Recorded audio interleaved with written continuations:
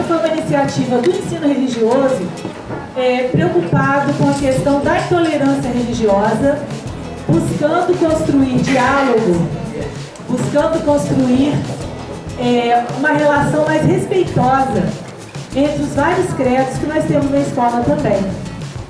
E eu vou ler uma coisinha bem pequena que fala um pouco disso. O assunto é intolerância religiosa, mas eu vou falar ao contrário, eu vou falar da tolerância. Conviver numa sociedade multiculturalista pressupõe o reconhecimento do direito à diferença, a aceitação do outro com naturalidade e respeito. E para tal, é fundamental ultrapassar barreiras de preconceitos e a tendência a julgar que aquilo que é seu é superior, melhor e mais verdadeiro do que aquilo que é do outro. É possível conviver de modo harmonioso com pessoas de diferentes culturas, religiões, filosofias de vida e mentalidades, quando se compreende que deve existir nas relações humanas a alteridade, o respeito e a abertura ao diálogo. Bom, nesse clima de paz, né, de concórdia, de união, de paz, a gente vai começar falando desse assunto que é tão delicado, mas necessário. E quanto mais a gente esconde, põe panos quentes na situação, menos a gente resolve. E o diálogo é que resolve as coisas, né? Então eu queria compor a mesa agora, convidar o Babalorixá, o Gilmar Borsato, fazer parte da nossa mesa.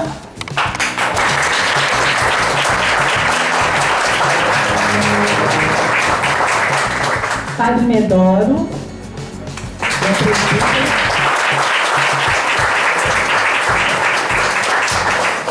o Márcio Simões, que representa o Espiritismo,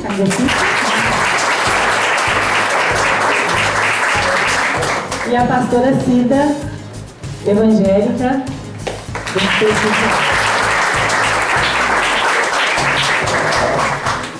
então eu vou passar o microfone, eles vão ter cada um 10 minutos.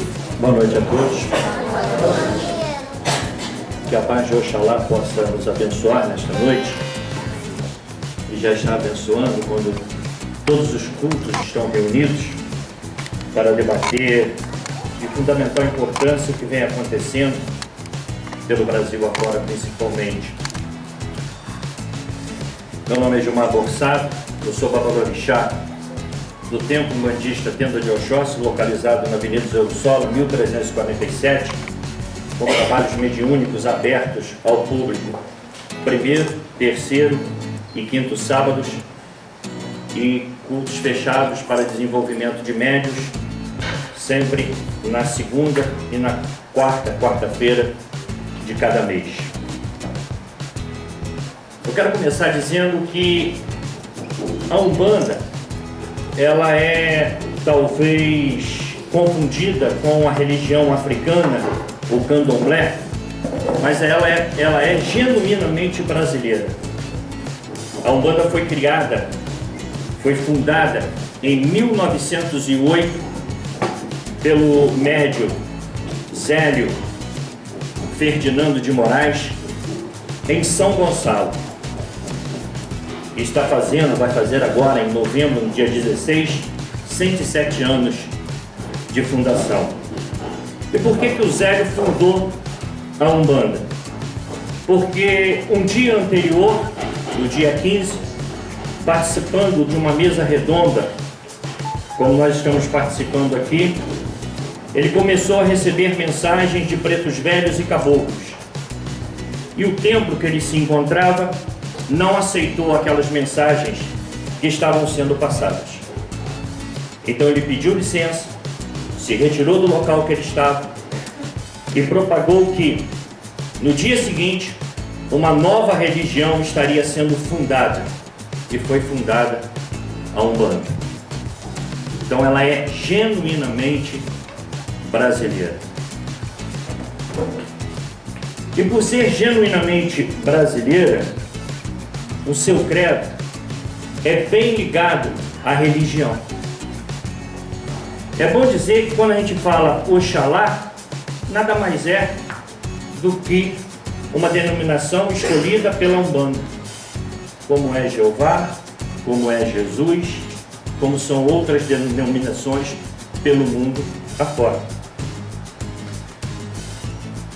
As pessoas que não conhecem a Umbanda acham que a Umbanda trabalha para o mal, trabalha para feitiçaria, trabalha para fazer algo que venha prejudicar as pessoas. Se fosse assim, o tema principal da Umbanda, o lema principal da Umbanda, não seria fraternidade, paz e amor. Fraternidade, porque em nossos tempos de Umbanda, aceitamos qualquer pessoa que nele adentre. Não importa a religião, não importa qual é a sua situação social, financeira, a Umbanda está de porta aberta para todos. E se quer fazer a fraternidade, assim tem que ser. Amor, porque só com amor se realiza a fraternidade. Se não tivermos amor no nosso coração, dificilmente faremos a fraternidade. Porque só seremos fraternos, só somos fraternos, se estamos com o nosso coração, que é a casa maior de Deus, com amor e paz, porque propagamos a paz. Porque a paz é a coisa mais importante do mundo. O que está acontecendo agora, nessa noite aqui, é um momento de paz, em que estamos todos reunidos, cada um com o seu credo, cada um com a sua maneira de enxergar a Bíblia, cada um com a sua maneira de enxergar o mundo, mas estamos em paz, cada um aceitando aquilo que o outro fala. Eu posso até não concordar com o que você fala, posso até discordar do que você está falando, mas eu sou obrigado a respeitar o que você está falando. E se eu respeito o outro tem que me respeitar. Se eu não critico o outro, a religião do outro, o outro não pode criticar a minha religião, até porque só se critica quando se é conhecedor.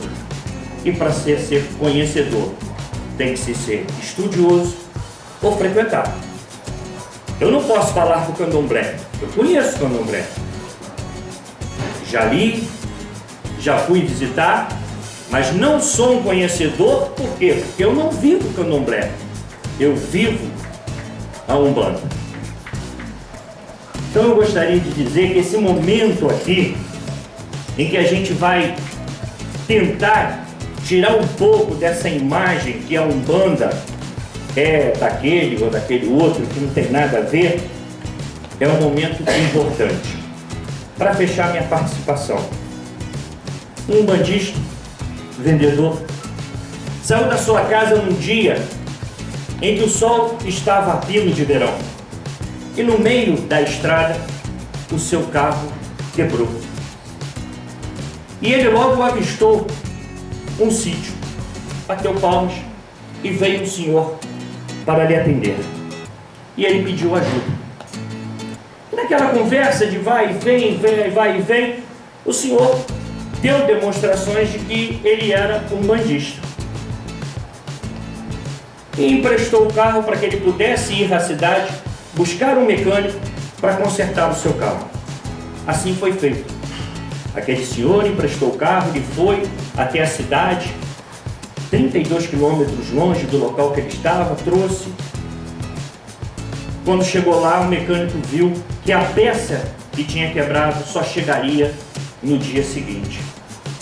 Aquele senhor falou para ele: você quer ir de carro para sua casa? Você quer pernoitar aqui na minha casa? Eu vou pernoitar aqui. Ali ele ficou. No dia seguinte, o mecânico voltou, trocou a peça do carro e na hora de ir embora, ele perguntou: eu gostaria de fazer uma pergunta ao senhor, eu posso?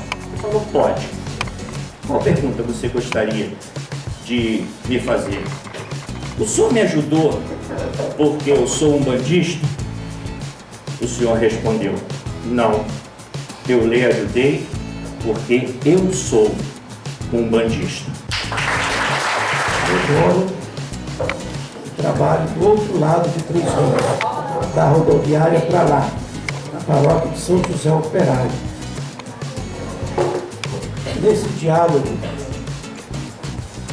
que constrói a unidade, a comunhão, reforça a tolerância, eu gostaria de falar a partir de uma frase de São Paulo, na segunda carta aos Coríntios, capítulo 2, versículo 17, que ele diz o seguinte: nós não somos aqueles que falsificam a palavra de Deus, mas nós falamos de Deus, a partir de Deus, diante de Deus, em Cristo Jesus.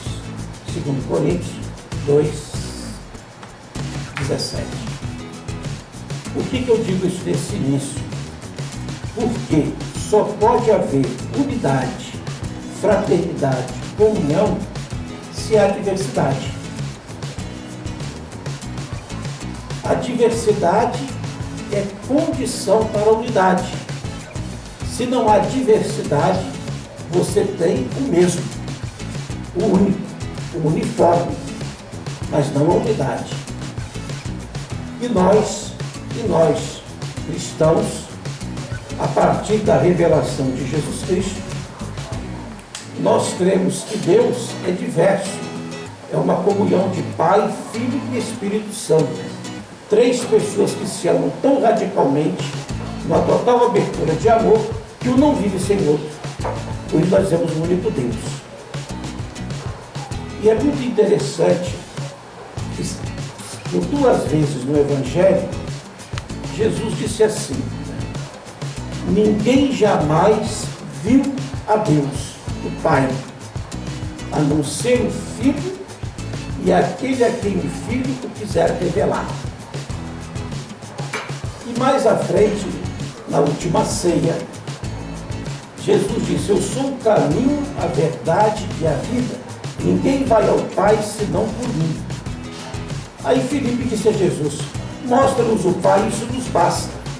E aí Jesus disse: quem me vê, vê o Pai. Então, para nós cristãos, nós não podemos, como cristãos, pensar ou dizer diferente daquilo que Jesus fez e disse. Porque não só a palavra, mas a vida de Jesus é a revelação de Deus para nós. Isso é que nós queremos, isso que tentamos transmitir. Por isso, eu sublinho que é uma grande alegria me encontrar com vocês que se interessam, como nós que nos fomos convidados e nos interessamos por dialogar sobre a questão da religião. Porque, a partir do Novo Testamento, sobretudo, a partir do que Jesus disse, a primeira certeza que nós temos é que Deus não tem religião. E nenhuma religião pode dizer: somos a religião de Deus.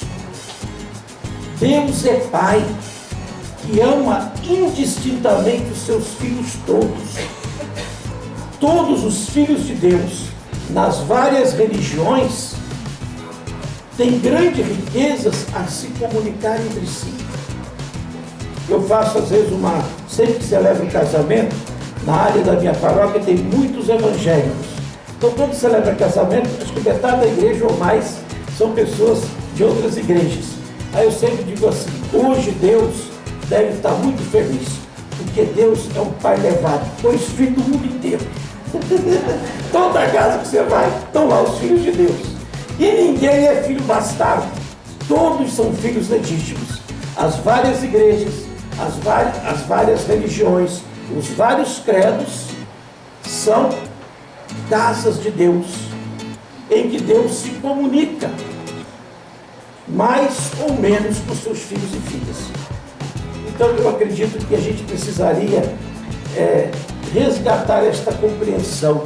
O Espírito Santo enviado pelo Pai e pelo Filho, depois da ressurreição de Jesus, ele não é uma pomba presa numa gaiola, embora seja um dos seus filhos. Ele é como um vento que nós não sabemos de onde vem, para onde vai. E eu acredito que nós vivemos num tempo em que as muitas religiões podem se ajudar a descobrir aspectos da revelação de Deus. Não é porque eu creio em Jesus, que foi o pleno revelador do Pai, que eu vou dizer, noutra religião, o Espírito não tenha soprado e não tenha revelado algo sobre o Pai. Então eu acredito que quando nós nos encontramos, sobretudo para nos amarmos como irmãos e para solidarizarmos com os filhos de Deus, nossos irmãos, que têm suas vidas feridas, machucadas, nós estamos fazendo a vontade de Deus. Portanto, não disse que são todas as religiões iguais, ou todas as igrejas iguais. Somos todos diferentes. Mas as nossas diferenças, segundo a revelação de Jesus Cristo, é para convergir para a unidade. Estamos em casas diferentes para podermos crescer como irmãos. Vocês estão neste colégio. Imagine se 3 dias inteiros estudassem aqui. Seria um desastre. Seria um desastre. Então, nós estamos em muitas casas, em muitas escolas, para que possamos crescer na amizade com Deus e a partir da amizade com Deus, com o amor aos irmãos. Porque isso daqui, para o cristianismo, distingue aquele que tem fé, que é seguidor de Jesus. Amai-vos uns aos outros, como eu vos amei. Nisso conhecerão que sois meus discípulos. Eu posso pertencer a qualquer religião. Lá na minha igreja eu falo às vezes assim, tá? Tem gente que vem aqui na igreja e tem calo na mão de tanto rezar terço, e calo no joelho de tanto ficar em adoração, mas que tem calo na língua de tanto falar mal da vida deles. Claro, isso daqui não louva a Deus, não engrandece a Deus. Então eu acredito, depois a gente pode compartilhar, tem no tempo, né? A gente pode aprofundar um pouquinho isso daqui. Toda e qualquer religião só é de Deus se é enraizada, encharcada de amor. Porque essa é a revelação de Jesus. Obrigado. Boa noite, gente. Me sinto jovem estar aqui com vocês, jovens. Muito bom essa noite aqui. Agradecer, cumprimentar a mesa aqui, agradecer a direção. E essa iniciativa é fantástica, fantástica. Nesse momento tão turbulento que passa o planeta Terra. Bom, eu sou espírita há praticamente 20 anos, muito bem espírita. É uma doutrina que cuida da ciência, da filosofia, que fala da natureza e origem de todos nós que estamos na Terra, somos espíritos. O espiritismo surgiu em 1857 com a publicação do Livro dos Espíritos, em Paris, na França. Antes, o Hippolyte desenvolveu esse trabalho, ele pedagogo como professor, cientista, era professor, ele foi discípulo de Pestalozzi, em Yverton, na Suíça, e os amigos chegavam naquela época em Paris, era moda na sociedade parisiense os fenômenos espíritas, conforme nosso Senhor Jesus falou, os apóstolos, quando nós tivemos os problemas das guerras, das cruzadas e tal, quando os apóstolos falaram, se os cristãos falirem, e Jesus falou, as tumbas falarão. Já sabia, o Espírito mais perfeito que passou pela terra, nosso Senhor. Mais perto, então, Hippolyte, ele foi indagado por alguns amigos, falando sobre as comunicações, que as mesas estavam respondendo, as mesas estavam respondendo as perguntas indagadas pelos parisienses. E Hippolyte falou, eu não penso assim porque mesa não raciocina, mesa não tem cérebro, então ela não pode responder, não existe lógica nisso. Aí foi tanto, ele não ia, porque ele era um estudioso, era astrônomo, era professor, Até que um médico, amigo dele, insistiu tanto com ele que ele foi. E quando ele foi, ele descobriu quem estava se comunicando do outro lado das mesas era nós, os espíritos. Aí ele descobriu e assim começou a sua missão e veio ao lume o livro dos espíritos. E ali nós vamos ter entendimento, na primeira parte fala de Deus, né? Que não é só o Criador do planeta Terra, é desse universo todo. E ali também desmistificou, o corpo terra, o céu, o inferno, que agora qualquer cristão, porque a gente não é muito bom, né? Imagina se vamos ter o inferno como destino. E a gente analisar hoje, raciocinar, se o que diz que o inferno é para onde? Para baixo, não é isso? O céu é para cima, não é isso? Se a gente cavucar aqui, nós vamos sair aonde? No céu. Porque a Terra é redonda. Nós vamos sair no céu, olha só. É que onde está essa lógica? Bom, porque nós ensinávamos, naquela época, né, nós íamos para a sala de aula e acreditávamos que a Terra era uma pizza. Se o navio não voltou, caiu no abismo. Mas, bom, avançando dentro da doutrina espírita, Kardec compilou mais 4 livros que deu a estrutura, são 5 livros. E nós aprendemos sobre a pluralidade dos mundos habitados. A primeira doutrina religiosa fala de outros mundos habitados, iguais ao nosso, mais primitivo, mais evoluído, como funcionam esses sistemas, né? Porque Nosso Senhor falou, há muitas moradas na casa do Pai. E a gente vai começando a entender. E também sobre a existência da alma após a vida, depois da vida, não depois da morte.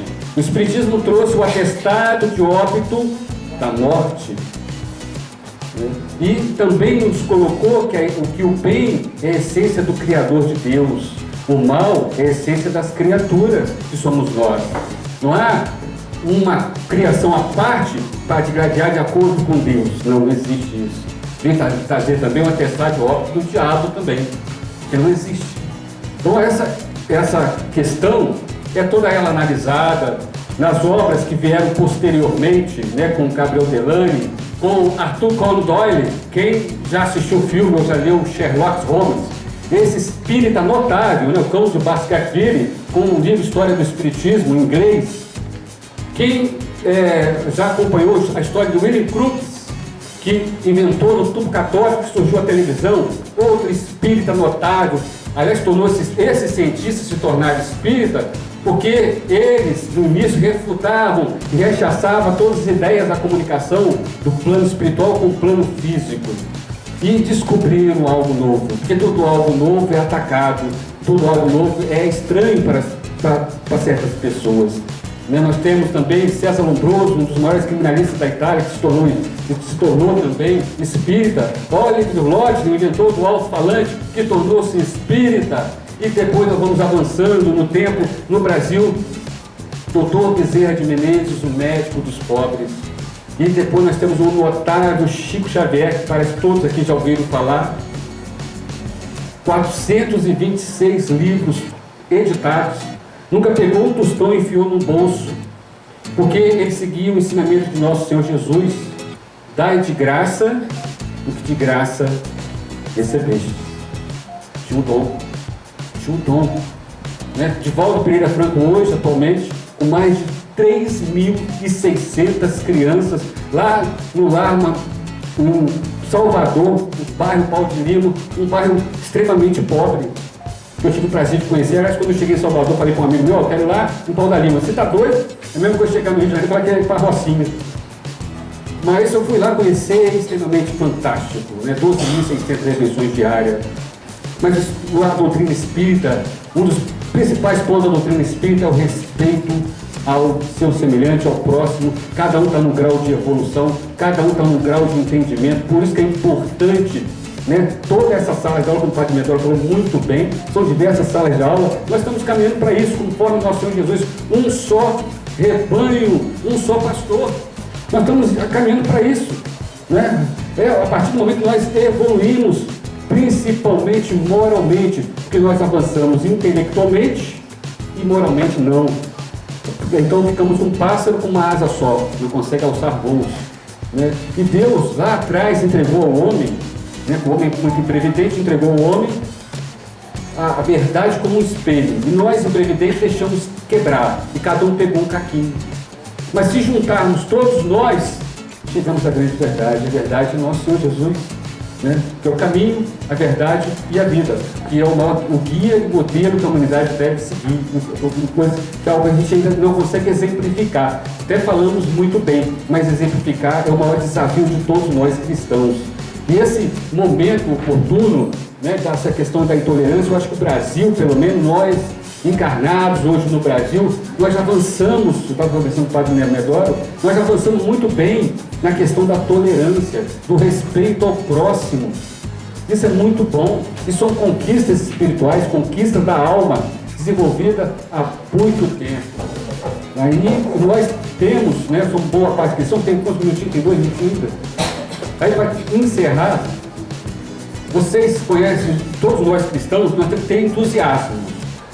Vocês conhecem a palavra, o significado da palavra entusiasmo? Conhece? Vocês conhecem? Ela vem do grego, que é do entelmos. E já fizeram endoscopia? É para onde? Para dentro, não é? Teos. Quem estuda teologia estuda o quê? Sobre Deus. Nós somos nós. Então, Deus dentro de nós. Quem tem entusiasmo tem Deus. Olha que bacana. Quem tem entusiasmo tem Deus. Amanhã a Gisele chega, vamos ter que pintar o colégio. Quem ajuda? Vamos pintar no domingo. Quem tiver entusiasmo, vai vir, né?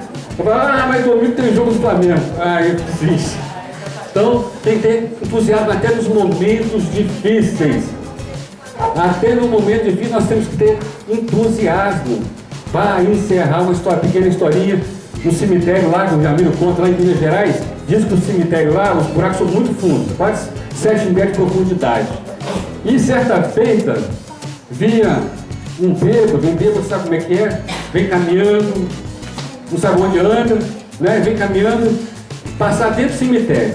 Tem gente que passa dentro do cemitério, tem cidade que passa. Ele não viu o buraco ali e caiu lá dentro.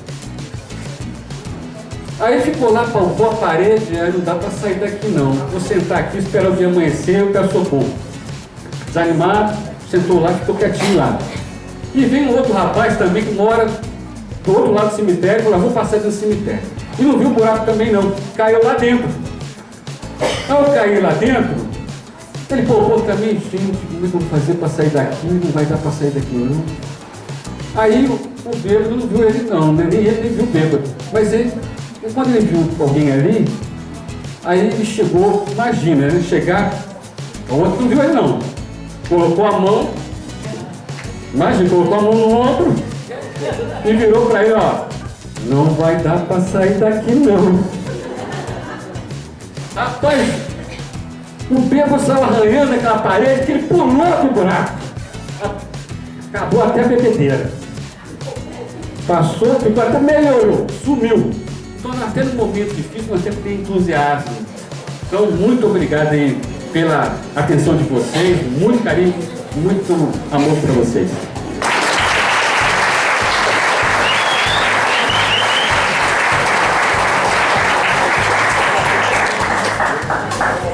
Que a graça e a paz de nosso Senhor Jesus Cristo esteja sobre nós, amém? Para mim é um privilégio, né, especialmente representando aqui as mulheres, e eu sou bacharel em teologia, formada na Universidade Metodista de São Paulo. Pela graça de Deus sou pastora, porque ser pastora é pela graça do Senhor sobre nós, e hoje também sou diretora do Instituto Metodista Carlota Pereira Loura, onde nós abrigamos os idosos no nosso trabalho social com idosos. Bom, quando a Conceição me convidou, eu já tive um outro trabalho, né, de ensino religioso. Eu achei interessante e uma proposta oportuna, especialmente porque a maioria que nós estamos falando é jovem. E eu entendo que no jovem está a força, no jovem está a coragem, a determinação para mudar o futuro que vem, para mudar o que está por vir. Não que nós já tenhamos passado da idade, não é isso não, mas o vigor estar com o jovem e eu achei interessante. A minha igreja é uma igreja de jovem, onde a maioria é jovem, e nós temos então buscado, né, através do trabalho com os jovens, fazer com que o mundo seja melhor. Minha igreja hoje, nosso trabalho é desenvolvido no bairro do Buris, e aonde ali a gente tenta mudar a realidade. Porque, na verdade, se nós pensarmos em religião, quando a gente pensa em religião, a gente pensa naquilo que nos religa a Deus. Há um Deus que não nos criou para o sofrimento, mas nos criou para a eternidade. Há um Deus que não nos criou para viver em trevas, como foi dito, mas nos criou para viver no paraíso. E é isso, né? E aí, a intolerância, ela é a falta, né, de habilidade em reconhecer e em respeitar a crença do outro, a posição do outro. E eu entendo, como cristã protestante, que o Senhor, quando me chamou, Deus não me chamou para julgar ninguém. O papel de juiz não é meu. Se há que ter algum julgamento, isso compete a Ele, que conhece todas as coisas. Mas quando o Senhor nos chamou para restaurar os corações, para tirar do choro aquele que está em pranto, para trazer esperança àquele que já não tem mais esperança, para restaurar aquele que já, né, está com a sua vida totalmente destruída. Então não nos compete julgar as pessoas, não compete julgar as escolhas, ao contrário, né? E aí nós, enquanto metodista, nós usamos uma célebre frase, né, de Agostinho, que Agostinho dizia assim já no ano 354, né? No essencial, unidade. No não essencial, liberdade. E em tudo, o amor. No essencial, nós nos unimos. No não essencial, nós somos livres para pensar, deixar o outro pensar. Mas não pode faltar o amor. Porque se faltar o amor, que é a base de tudo, aí realmente ninguém vai se entender. Ninguém vai se entender. E aí, então, pensando nesse amor, eu me lembrei, gosto muito de um texto de João, capítulo 4, quando Jesus se encontra com uma mulher samaritana. E judeus e samaritanos não se davam por questões religiosas. Judeus e samaritanos viviam em conflito. E Jesus encontra com aquela mulher, poderia ter ido embora, poderia ter deixado aquela mulher de lado, mas ao contrário, Jesus faz questão de se dirigir a ela. E se dirigindo então àquela mulher, e aquela mulher questiona com ele: mas sendo tu judeu, se dirige a mim, mulher, e ainda samaritana? E aí então Jesus vai dar aquela grande lição de tolerância, aquela grande lição de amor, aquela grande lição de compreensão, porque Jesus então vai dizer para ela: não é isso que nos separa, mas nós precisamos entender, é o que nos une, e eu vim por amor. Eu vim e estou aqui por amor. E ainda, nós precisamos pensar em duas coisas. 1 João 4,18 diz que no amor não existe medo. O verdadeiro amor lança fora todo medo. Eu sei que talvez algum cristão evangélico protestante não estaria aqui. Não estaria aqui. Eu sei disso, porque no nosso meio, infelizmente, existe a radicalidade. Existe aquele que é radical. Só que eu entendo que eu não tenho que temer, porque se o meu coração ama, eu não tenho que temer. Então o amor, ele lança fora o medo. E ainda mais, a intolerância, ela começa em casa, em pequenos detalhes, e se transforma em coisas grandiosas. E ela vai crescendo. A intolerância, ela é não só religiosa, mas a intolerância é por raça, é por time, é por condição social. A intolerância é por cor da pele, é por status, é por posição. E se nós entendermos que há algo muito além de tudo isso, que é o outro ser humano olhando para mim, respirando como eu, que o mundo não é só meu, que a chuva não cai só no meu quintal, cai no do vizinho também. Se eu entender isso e eu for mais tolerante, certamente a gente vai construir um mundo muito melhor. Eu agradeço então em nome de Jesus.